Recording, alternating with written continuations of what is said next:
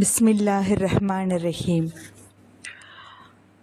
இன்றைக்கி நம்ம ஐபிகே இஸ்லாமிய பெண்கள் கூட்டமைப்பு அதோட தலைவி அசத் ஆர் ஃபரீதாபான் அவங்க Mahatma Gandhi award, Bharat Ratna Samman, APJ Abdul Kalam award, இந்த 3மே வாங்கியிருக்காங்க. அல்ஹம்துலில்லாஹ். ஒரு பெண்ணாக இருந்துக்கிட்டு இந்தளவுக்கு சர்வீஸ் மைண்டடோட அவங்க செயல்பட்டு எவ்வளவோ இன்னல்களுக்கு இடையில் எவ்வளவோ இந்த தளங்கள் எவ்வளோ தடைப்பட்டாலும் அதை மீண்டும் மீண்டும் மீண்டும் மீண்டும் தடைகளை மீறி அவங்களுக்கு உடல்நிலையும் சரியில்லை.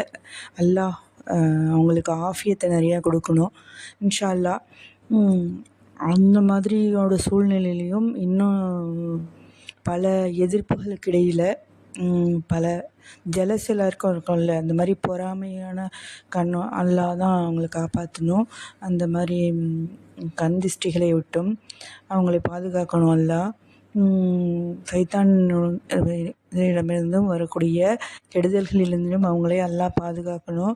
அந்த மாதிரி பல இன்னல்களுக்கு இடையில் இந்த தளங்களை நடத்திட்டு வராங்க. இன்னும் ஐபிகேல எவ்வளவோ பேர் நிறைய பயனடைஞ்சு பேர் எடுத்து படித்து ஆலிமா பட்டம்லாம் வாங்கியிருந்திருக்காங்க. அல்ஹம்துலில்லாஹ். அந்த பயணத்தில் நானும் அல்லாஹ்வினால சேர்ந்ததில் எனக்கு மிகவும் சந்தோஷம். இன்ஷா அல்லாஹ் நானும் ஒரு ஆலிமா ஆகணுங்கிறது என்னுடைய எய்ம்.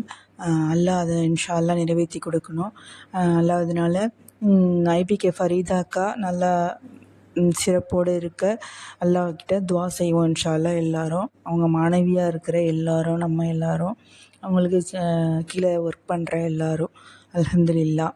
இன்றைக்கி கொடுத்துள்ள தலைப்பு சஹாபிய பெண்மணிகள், அவர்களை பற்றிய பேச வந்துள்ளேன். இன்னல் ஹம்துலில்லாஹி வ நஹ்மதுஹு வ நஸ்தஈனுஹு வ நஸ்தக்ஃபிருஹு வ நு'மினு பிஹி வ நதவக்கலு அலைஹி வ நஊது பில்லாஹி மின் ஷுரூரி அன்ஃபுஸினா வ மின் ஸய்யிஆத்தி அஅமாலினா மை யஹ்தியல்லாஹு ஃபலா முலில்லஹு வ மை யுலில் ஃபலா ஹாதிய லஹு வ அஷ்ஹது அன் லா இலாஹா இல்லல்லாஹு வஹ்தஹு லா ஷரீக லஹு வ அஷ்ஹது அன்ன முஹம்மதன் அப்துஹு வ ரசூலுஹு. அம்மா பஅத். ரப்பி இஷ்ரஹ் லி ஸத்ரி வ யஸ்ஸிர் லி அம்ரி வஹ்லுல் உக்ததம் மின் லிசானி யஃப்கஹு கௌலி. ரப்பி ஸித்னி இல்மா வர்ஸுக்னி ஃபஹ்மா.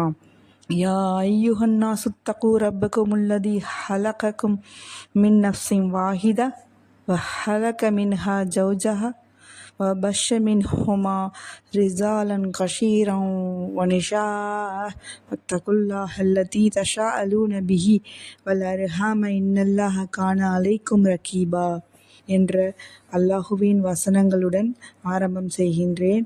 அல்ஹம்துலில்லாஹ்.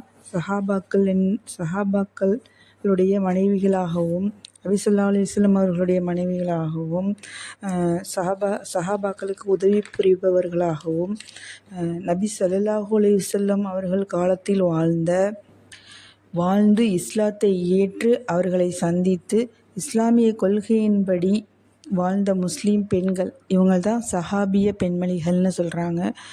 சஹாபாக்கள், சஹாபியர்கள்.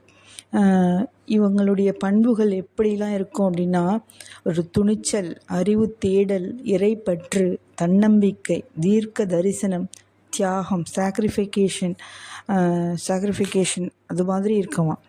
இவங்களுக்கு உள்ள இந்த அறிவு, நாலேஜ் சீக்கிங் இன்டென்ஷன், அதாவது அறிவை தேடக்கூடியவங்களாக இருக்கிறாங்க.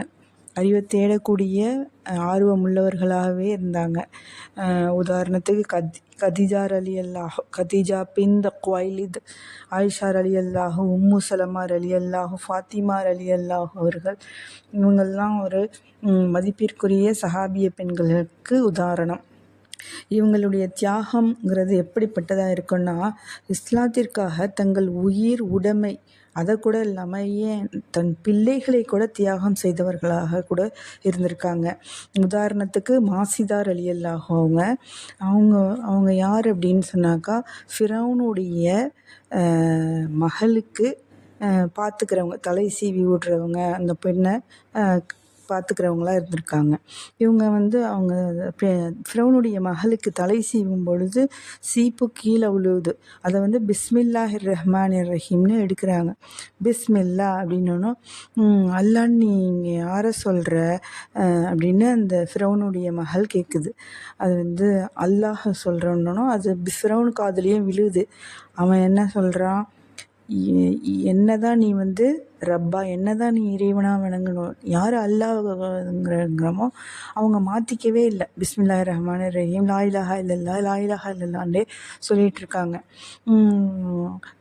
சொல்லு, என்ன இறைவனாக ஏற்றுக்கோ, என்ன இறைவன்னு சொல்லு, ஃபிரௌனை இறைவன்னு சொல்லு அப்படின்னு சொல்லி அவன் சொல்கிறான். கேட்கவே இல்லை.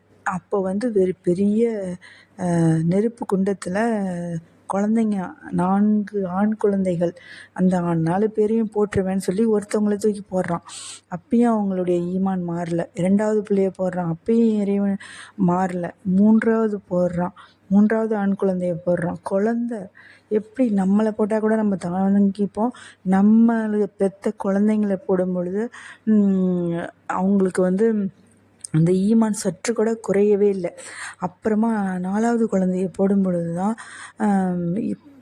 பால்குடி மாறாத கை குழந்தை, அதை போட போகிறேன் சொல்லு, நான் தான் இறைவன்னு சொல்லு அப்படின்னு ஃபிரௌன் சொல்கிறான்.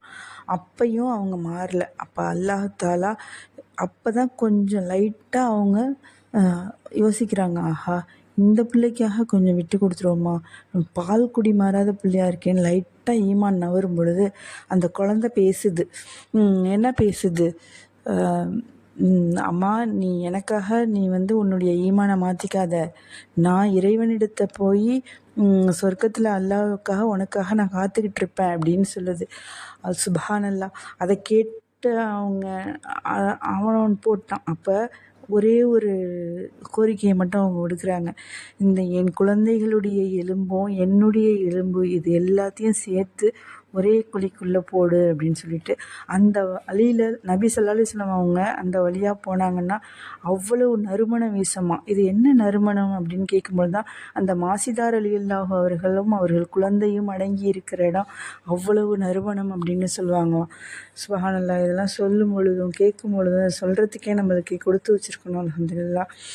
அது போன்ற சஹாபிய பெண்மணிகள் தன்னுடைய உயிரை துச்சமாக மதித்து, உயிர்னா என்னப்பா அது, இறைவனை விட வேறு உயிர் நமக்கு முக்கியம் இல்லைன்னு நினச்சி நம்முடைய உயிரை துச்சமாக மதித்து ஆயுதம் ஏந்தி கலந்து கொள்ளல போர்களில் தவிர அவங்க வந்து அந்த போர்களில் காயப்பட்ட வீரர்களுக்கு மருத்துவ சிகிச்சை செய்கிறது, அவங்களுக்கு சாப்பாடு செஞ்சு வைக்கிறது, ஒரு ஒத்தாசையாக இருக்கிறது அப்படின்னு சொல்லி தாராளமாகவே அவங்க வந்து தன்னுடைய கடமைகளை அத்தியாவசிய தேவைகள்லாம் அந்த சஹாபாக்களுக்கு செய்து வந்துக்கிட்டு இருந்தாங்க.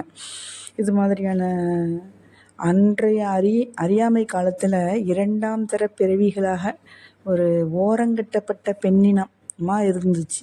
ஆனால் அந்த இஸ்லாம் வந்த பிறகு தான் பல துறைகளிலும் புடம்போட்ட தங்கங்களாக தடம் பதிக்க ஆரம்பித்தார்கள். அந்த வகையில் அறிவியல் துறையில் உலகம் வியக்கும் பெண்ணாக இருந்தாங்க அன்னை ஆயிஷா ரலியல்லாஹு அவங்க வந்து ஒரு நடமாடும் பல்கலைக்கழகமாகவே இருந்தாங்க. யூனிவர்சிட்டி, ஒரு நடமாடும் யூனிவர்சிட்டி, மொபைல் யூனிவர்சிட்டியாகவே அவங்க இருந்திருக்காங்க. எப்படின்னா ஒரு ஆயிரக்கணக்கான ஹதீஸ்களை அறிவித்த 7 நபித்தோழர்கள், அந்த 7 நபித்தோழர்களில் இந்த பெண் ஆயிஷா ரலியல்லாஹு அவர்களும் ஒருவர். இவங்க நபி ஸல்லல்லாஹு அலைஹி வஸல்லம் அவர்களின் உகப்பான மனைவியும் கூட. அவங்களுக்கு எல்லா மனைவியரையும் சம அளவு தான் பிடிக்கும். இருந்தாலும் ஆயிஷா ரலியல்லாஹு அவங்க மட்டும்தான் கன்னிப்பெண். அவங்க மட்டும்தான் அபூபக்கர் ரலியல்லாஹு அவர்களுடைய மகள். அபூபக்கர் ரலியல்லாஹு யாருன்னு அவங்களுக்கே தெரியும். அப்பேற்பட்டவங்களோட மகளை தன்னுடைய மனைவியாக 9 வயசில் ஏற்றுக்கிட்டாங்க, சிறு வயசு பெண்ணை. அப்போ வந்து 5 வயசில் அவங்க விளையாண்டிகிட்ருக்காங்க பொம்மையை வச்சு. எல்லோரும் பொம்மையை வச்சு விளையாடுற மாதிரி இவங்களும் பொம்மையை வச்சு விளையாண்டுட்ருக்காங்க. அவங்க விளையாடுற பொம்மையில் குதிரைக்கு ரெக்கை முளைத்த மாதிரி இருக்குது. அப்போது பொம்மையை வச்சு விளையாடுறியேம்மா நீ, இந்த குதிரைக்கெலாம் ரெக்கை இருக்குது அப்படின்னு நபி ஸல்லல்லாஹு அலைஹி வஸல்லம் ஒரு நகைச்சுவை உணர்வோடு கேட்குறாங்க. அப்போ அந்த பொண்ணு சொல்லுது, சின்ன பொண்ணு, அதுக்கு அறிவுபூர்வமாக பதில் சொல்லுது. என்ன சொல்லுது? சுலைமான் அலைஹிஸ்ஸலாம் அவர்களுடைய குதிரைக்கு இறக்கை இருந்ததே அப்படின்னு சொல்லுது. அந்த அளவுக்கு இஸ்லாமிய அறிவு வளர்ந்த அந்த பெண். அந்த 7 நபி தோழர்களில் இவங்களும் அந்த பட்டியலில் ஆயிஷா ரலியல்லாஹு இடம் பிடிக்கிறாங்க. 3வது இடம் பிடிச்சிருக்காங்க. 2210 ஹதீஸ்களை அறிவித்து நம்ம சமுதாயத்திற்கு வாழும் வழிகாட்டியாகவே இருந்திருக்காங்க. அப்படி இருந்த ஆயிஷா ரலியல்லாஹு அவர்கள், ஆயிஷா ரலியல்லாஹு அன்ஹா இவர்கள் கிபி 614ஆம் ஆண்டு பிறந்தவர்கள். இவர்களை பற்றிய அல்லாஹு தஆலா குர்ஆனில் தன்னுடைய குர்ஆன் வசனங்களை பல நிலைகளில் ஆயிஷா அன்னையார் அவர்களின் வசனங்களை இறைவன் இறக்கியுள்ளான். நபி ஸல்லல்லாஹு அலைஹி வஸல்லம் அவர்கள் மணந்து கொண்ட மனைவியர்களிலே மிக சிறப்பு வாய்ந்தவர் இவர்கள். அறிவாற்றலும் நினைவாற்றலும் அதிகம் கொண்டவர். இன்னும் அன்னையவர்களின் உருவத்தை பச்சை பட்டு துணியில் வைத்து இறை தூதர் ஸல்லல்லாஹு அலைஹி வஸல்லம் அவர்களுக்கு வானவர் தலைவர் ஜிப்ரீல் அலைஹிஸ்ஸலாம் அவர்கள், இவங்க தான் நீங்கள் மணக்கவிருக்கின்றீங்க, இவர் தான் நீங்கள் மணக்கவிருப்பீங்க, இவங்க தான் ஆயிஷா அப்படின்னு சொல்லி முதல்லையே காமிச்சிட்டாங்க. ஒரு வஹி மூலமாக முதல்லையே காமிச்சிட்டாங்க. ஆயிஷா அன்னையார் அவர்கள் ஃபிக்கு சட்டங்கள், ஷரியத் சட்டங்கள், இஸ்லாமிய சட்டங்கள் பல கிளைகளிலும் உள்ள எல்லாத்தையும் கற்றவங்க. அவங்களுக்கு தெளிவான ஞானத்தின் மூலமாகவும் அதன் விளக்கங்கள் மூலமாகவும் இறைத்தூதர் ஸல்லல்லாஹு அலைஹி வஸல்லம் அவர்களுக்கு மனைவியாக வாழ்க்கைப்பட்டிருந்ததன் காரணமாக அவர்கள் அதிக நேரம் இணைந்திருக்கும் பொழுது ஜிப்ரீல் அலைஹிஸ்ஸலாம் அவர்கள் வஹி கொண்டு வருவார்களாம். இன்னும் நேர்மை, நம்பிக்கை ஆகியவற்றில் மிக சிறந்த பெண்ணாக இருந்தாங்க அன்னை அவர்கள். இலகிய மனதுடையவர்கள். அவர்கிட்ட ஒருத்தவங்க ஏதாவது கேட்டால் இல்லைன்னே சொல்ல மாட்டாங்களாம். அவங்களுக்கு கொடுக்கறதுல வள்ளலாக இருந்தாங்க அன்னை ஆயிஷா ரலியல்லாஹு அவர்கள். அபூபக்கர் சித்திக் ரலியல்லாஹு அவர்களின் மகள். நபி ஸல்லல்லாஹு அலைஹி வஸல்லம் அவர்கள் தோழரின் மகள், ரொம்ப உகப்பான தோழரின் மகள். அன்னையவர்கள் வாழ்ந்த அந்த வீடு தான் இறுதி தூதர் ஸல்லல்லாஹு அலைஹி வஸல்லம் அவர்கள் அடக்கம் செய்யப்பட்ட இடமாக மதீனால இப்போ இருக்குது. இந்த உலகிலேயே இனிமே தோன்றவிருக்கின்ற பெண்களெல்லாம் மிகச்சிறந்த அருட்கொடையை பெற்றவர்கள் இந்த அன்னை ஆயிஷா ரலியல்லாஹு அவர்கள். மரியம் பின்த் இம்ரான் அலைஹிஸ்ஸலாம் அவர்களை தவிர அப்படின்னு சொல்லியிருப்பாங்க. ஏன்னா குர்ஆனில் அவங்கள சிறப்பித்து கூறியிருக்காங்க. இந்த உலகத்தில் தோன்றியவங்க, இனிமேல் தோன்றவிருக்கிறவங்களையே மரியம் பின் இம்ரான் அலைஹிஸ்ஸலாம் அவர்களை தவிர மிகச்சிறந்த அருட்கொடையில் குறித்தானவர் இந்த அன்னை ஆயிஷா ரலியல்லாஹு அன்ஹா. அதுதான் அந்த பச்சை பட்டில் போத்தி இவங்க தான் உன்னுடைய மனைவியாக வரப்போகிறவங்கன்னு ஜிப்ரீல் அலைஹிஸ்ஸலாம் மூலமாக நபி ஸல்லல்லாஹு அலைஹி வஸல்லம் நல்மராயம் கூறப்பட்டவங்க. இவங்க வாக்குறுதி அளித்தா மீற மாட்டாங்களாம். ஆயிஷா ரலியல்லாஹு அவர்களின் தாய் வழியும் சரி, தந்தை வழியும் சரி, பிரபலமாக நன்கு அறியப்பட்ட குலத்தவங்க. ரொம்ப மக்காவிலேயே செழிப்புமிக்க குடும்பத்து பெண்ணாக பிறந்தவங்க. இவங்களுடைய தாயார் பேர் உம்மு ருமான் ரலியல்லாஹு. தந்தை தான் பிரபலமான நபித்தோழர் அபூபக்கர் ரலியல்லாஹு அவர்கள். பல இக்கட்டான துயரங்களின் போதும் இன்னல்களின் போதும் நபி ஸல்லல்லாஹு அலைஹி வஸல்லம் அவர்களுக்கு உற்ற துணையாக, இறை நம்பிக்கையை வெளிப்படுத்தியவருமான, பக்கபலமாக, தன்னுடைய உயிரை விட நபி ஸல்லல்லாஹு அலைஹி வஸல்லம் உயிரை மதித்தவருமான ஆயிஷா ரலியல்லாஹு அன்ஹா அவர்கள். நபி ஸல்லல்லாஹு அலைஹி வஸல்லம் அவர்களுக்கு வாழ்க்கை துணைவியாக அவர்கள் வாழ்க்கைப்பட்ட பொழுது அவர்களுக்கு வயது 9. அந்த வயசில் முழுக்க ஆதரவளித்து அரவணைத்து கொண்டிருந்த அன்னை கதீஜா ரலியல்லாஹு அவங்க இறந்த சமயம். அந்த சமயத்தில் தான் இந்த திருமணம் நடந்திருக்கு. அதுக்கப்புறம் அவங்க மக்காவுடைய அத்தனை எதிர்ப்புகளிலும் இறைத்தூதர் ஸல்லல்லாஹு அலைஹி வஸல்லம் அவங்களுக்கு பாதுகாப்பு வழங்கி கொண்டிருந்த கதீஜா ரலியல்லாஹுவும் அபூதாலிப் அவர்களும் உற்ற துணையாக இருந்தவங்க. கதீஜா ரலியல்லாஹு இறந்த பிறகு அபூதாலிப் இறந்த பிறகு கதீஜா ரலியல்லாஹு அவங்க இறந்துட்டாங்க. இப்படியாக படிப்படியாக தந்தையை முதல்ல இழந்து, தாயை இழந்து, அப்புறம் பாட்டனாரை இழந்து, பெரியத்தாவை இழந்து, மனைவியையும் இழந்து தவித்த நபி ஸல்லல்லாஹு அலைஹி வஸல்லம் அவர்களுக்கு ஆதரவாக இருந்த ஆயிஷா ரலியல்லாஹு அவர்களும் அபூபக்கர் ரலியல்லாஹு அவர்களும்.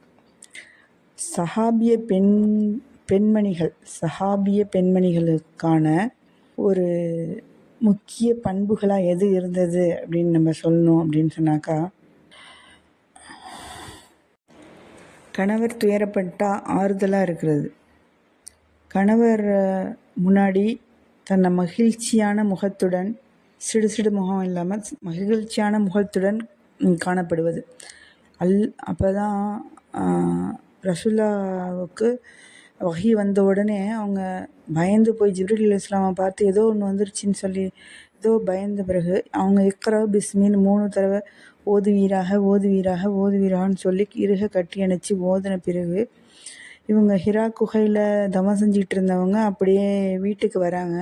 வீட்டில் கதீஜா ரலியல்லாஹு இருக்காங்க. அவங்க மடியில் படுத்துக்கிட்டு கொஞ்சம் கொஞ்சமாக நடந்ததை சொல்லிவிட்டு என்னை போத்துங்க எனக்கு குளிருது அப்படிங்கிறப்போ கதீஜா ரலியல்லாஹு என்ன ஆறுதல் சொல்கிறாங்க, அல்லாஹுவின் மீது சத்தியமாக அல்லாஹ் உங்களை ஒருபோதும் கேவலப்படுத்த மாட்டான். ஏனென்றால் நீங்கள் சொந்தங்களை அனுசரித்து கஷ்டங்களை சுமந்து ஏழை எளியோருக்கு உதவி செய்து விருந்தாளியையும் கண்ணியப்படுத்தி இருக்கிறீர்கள் அப்படின்னு புகாரில் சொல்கிறாங்க. அதே போல் ஆறுதல் சொல்கிறாங்க கணவனுக்கு பணிவிடை செய்தல். நபி ஸல்லல்லாஹு அலைஹி வஸல்லம் அவர்கள் ஹிரா குகை சென்றபோது கதீஜா ரலியல்லாஹு அவர்களுக்கு வயசு 55. அந்த வயசுலையும் பல மைல் தூரம் கரடுமுரடமான மலைப்பாதையில் உணவுப் பொருட்களை சுமந்து நடந்து சென்று தன் கணவனுக்கு பணிவிடை செய்தார்கள். அந்த மாதிரியான பணிவிடைகளை செய்தல், இல்லறத்தில் கணவனை திருப்திப்படுத்துதல், சமையல் அறையில் சமைத்து கொண்டிருந்தாலும் அல்லது போருக்கு செல்வதற்காக குதிரையின் மீது இருந்தாலும் கணவன் இல்லறத்திற்காக அழைத்தால் அவனை சந்தோஷப்படுத்துதல். நபி ஸல்லல்லாஹு அலைஹி வஸல்லம் அவர்கள் கூறிய ஹதீஸ் இது. அதுபோல் ரகசியம் காத்தல். கணவன் ரகசியம் உள்பட எல்லா விதமான ரகசியங்களையும் பாதுகாத்தல். ஏன்னா ரகசியங்கிறது ஒரு அமானிதத்தை பேணுவது உண்மை முஸ்லீமின் பண்பு. அமானித மோசடி செய்வது முனாஃபிக்கின் அடையாளமாகும். அது மாதிரி ரகசியம் காக்கிறது. அடுத்தது விருந்தோம்பல். யார் அல்லாஹ்வையும் மறுமை நாளையும் நம்புகிறாரோ அவர் விருந்தாளியை கண்ணியப்படுத்தட்டும் அப்படின்னு ரசூலுல்லாஹ்வுடைய ஹதீஸ் வருது. ஒரு முறை நபி ஸல்லல்லாஹு அலைஹி வஸல்லம் அவங்க வீட்டுக்கு விருந்தாளி வந்துட்டாங்க. யார் விருந்தளிப்பது அப்படின்னு நபி ஸல்லல்லாஹு அலைஹி வஸல்லம் கேட்குறாங்க. அபூதல்ஹா ரலியல்லாஹு நான் அழிக்கிறேன் அப்படின்னு சொல்லி தான் வீட்டுக்கு அழைச்சிட்டு போயிடுறாங்க. அங்கே தன் மனைவி கிட்ட போய் இந்த மாதிரி விருந்தாளியை கண்ணியப்படுத்தணும், நீ உணவு இருந்தால் எடுத்து வைக்கணுன்னா குழந்தைகள் உணவை தவிர வேறு எதுவும் இல்லைன்ட்டாங்க.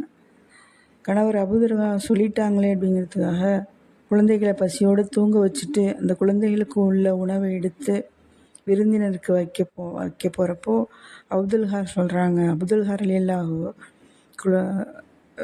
விளக்க அணைச்சிடு சாப்பாடை வச்சோன்னோ நானும் சேர்ந்து சாப்பிட்றதா நினச்சி அந்த விருந்தாளி நல்லா சாப்பிட்ருவாங்க. அப்புறமா நம்ம நடிச்சுக்குவோம் சாப்பிட்றதோ போல் அப்படின்னு சொல்கிறாங்க. அதே மாதிரி அவங்களும் செய்கிறாங்க. மறுநாள் காலையில் சுபு தொழுகைக்கு போகும்போது அபூதல்ஹா ரலியல்லாஹு நபி ஸல்லல்லாஹு அலைஹி வஸல்லம் கேட்குறாங்க, இருவரின் விருந்தம் உங்கள் 2 பேரோட உங்களுடைய மனைவியின் உங்கள் இருவரின் விருந்தோம்பலை பார்த்து அல்லாஹுவே ஆச்சரியப்பட்டான், சந்தோஷத்தில் சிரித்தான் அப்படின்னு நல்ல செய்தி சொல்கிறாங்க. அவர்கள் தங்களுக்கு தேவை இருந்தும் பிறருக்கு முன்னுரிமை கொடுப்பார்கள்னுங்கிற அந்த 59வது அத்தியாயத்தில் உள்ள 9வது வசனத்தை அப்போ தான் அல்லாஹ் அருள்றான். அவர்களுக்கு தேவை இருந்தும் பிறருக்கு முன்னுரிமை கொடுத்து உபசரிக்கிறது, இஸ்லாத்திற்காக தியாகம் செய்கிறது. ஒரு முறை உக்பா பின் ஆமிர் ரலியல்லாஹு அவர்கள் தன் மனைவியுடன் மக்காவில் நடந்து போயிட்டுருக்காங்க. ஒரு வயதான பெண்மணி அவங்க உக்பா பின் ஆமிர் ரலியல்லாஹு அவங்களாம் நான் உனக்கு பால் கொடுத்த தாய் அப்படின்னு அறிமுகப்படுத்திக்கிறாங்க. அப்போ அவருடைய மனைவியை பார்த்து இவங்க யாருன்னு கேட்குறாங்க. இவங்க தான் என் மனைவி அப்படின்னுங்கவும் அவங்க அடையாளம் கண்டுக்கிட்டு உன்னுடைய மனைவியா, இவருக்கும் நான் பால் கொடுத்துள்ளேன். ஸோ 2 பேரும் சகோதரி முறை அல்லவா அப்படின்னு சொல்லணும்னா இதை கொண்டு போய் நபி ஸல்லல்லாஹு அலைஹி வஸல்லம் அவங்ககிட்ட சொன்னோன்னோ அவங்க தீர்ப்பு வழங்குறாங்க, இந்த திருமணம் செல்லாது அப்படின்னு. மார்க்க தீர்ப்பு என்ன சொல்லுதோ அதுபடி தான் நடக்கணும்னு அந்த 2 பேரும் அல்லாஹ்வுக்காக அன்பாக ஒத்துமையாக இருந்த அவங்க அல்லாஹ்வுக்காக தன் திருமண உறவையே முறித்துக்கிறாங்க. இப்படியாக வாழ்ந்த சஹாபிய பெண்மணிகள் குர்ஆன் ஹதீஸுக்கு முழுமையாக கட்டுப்படுதல்ங்கிற ஒரு பண்பு. எல்லா விஷயத்திலும் அல்லாஹ்வுக்கும் அவனுடைய தூதருக்கும் முழுமையாக கட்டுப்பட வேண்டும். யார் அல்லாஹ்விற்கும் அவனுடைய தூதருக்கும் கட்டுப்பட்டாரோ அவர் நாளை மறுமையில் நபிமாளர்கள், உண்மையாளர்கள், சுஹதாக்கள், சாலிஹீன்கள், நல்லோர்கள், நாதாக்கள் அவர்களோடு சொர்க்கத்தில் இருப்பார்கள் என்று 4வது அத்தியாயம் 69வது வசனத்தில் சொல்லப்படுது. யார் ஏழ்மையிலும் வசதியிலும் தர்மம் செய்கிறாரோ அவர் ஒரு சொர்க்கவாசியாவார். 3வது அத்தியாயம் 134வது வசனம். நபி ஸல்லல்லாஹு அலைஹி வஸல்லம் அவங்க பெருநாள் அப்போ, பெண்களே உங்களை நான் அதிகமாக நரகத்தில் பார்க்கிறேன், தர்மம் செய்யுங்கள், எனவே தர்மம் செய்யுங்கள், தர்மத்தின் மூலமாக உங்களை நரகத்தை விட்டும் பாதுகாத்து கொள்ளுங்கள் அப்படிங்கிறாங்க.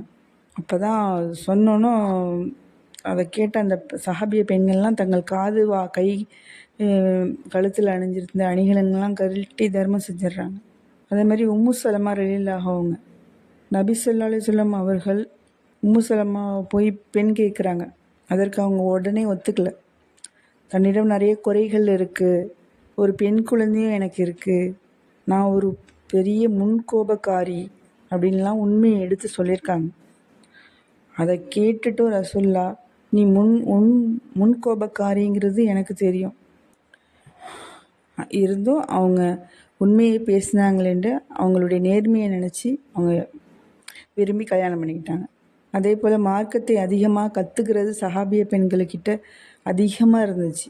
யார சொல்லலாம், சஹாபாக்கள் எப்பொழுதும் உங்களுடன் இருந்து மார்க்கத்தை கற்றுக்கொள்கிறார்கள், எனவே எங்களுக்காக ஒரு நாளை நீங்கள் ஒதுக்கித்தாங்க பெண்களுக்காக அப்படின்னு சஹாபிய பெண்கள்லாம் போய் கேட்குறாங்க ரசூல்லா கிட்ட.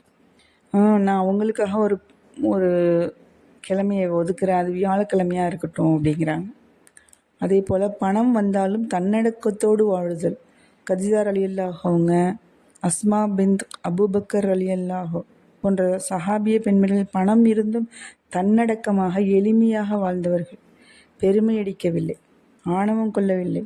யாருடைய இதயத்தில் கடுகளவு பெருமை உள்ளதோ அவர்கள் சொர்க்கம் செல்ல மாட்டார்கள் என்பது நபி ஸல்லல்லாஹு அலைஹி வஸல்லம் அவர்களுடைய பயான். ஹதீஸில் வந்திருக்கு. அது மாதிரி குழந்தையை வளர்க்குறது, குழந்தைகளை ஒழுக்கத்தோடும் இஸ்லாமிய பண்போடும் பெற்றோர்களது கட்டாய கடமை வளர்ப்பது. குழந்தைகள் தந்தையை விட தாயிடம் நெருக்கமாக இருப்பதால் தாய் மீது தான் பொறுப்பு அதிகமாக இருக்கிறது என்று சஹாபிய பெண்கள் தங்கள் குழந்தைகளை பேணுதலோடு நிறைய நல்ல விஷயங்களை சொல்லி, புத்திமதிகளை சொல்லி வளர்த்தாங்க. அல்ஹம்துலில்லாஹ், மாஷா அல்லாஹ். இன்ஷா அல்லாஹ் நாமளும் நம்ம குழந்தைங்களை அதே போல் வளர்த்து சஹாபிய பெண்களின் ஒரு பர்சன்டேஜாவது வாழ்ந்து, இம்மையில் அதே போல் வாழ்ந்து மறுமையில் அவர்களுடைய கூட்டத்தில், நல்லோர்களுடைய கூட்டத்தில் அல்லாஹ் நம்மளை சேர்த்து வைப்பானாக. ஆமீன் ஆமீன் யா ரபில் ஆலமீன். சுப்ஹானக அல்லாஹும்ம வ பிஹம்திக அஷ்ஹது அன் லா இலாஹா இல்லல்லாஹ் அன்த அஸ்தக்ஃபிருக வ அத்தூபு இலைக்க.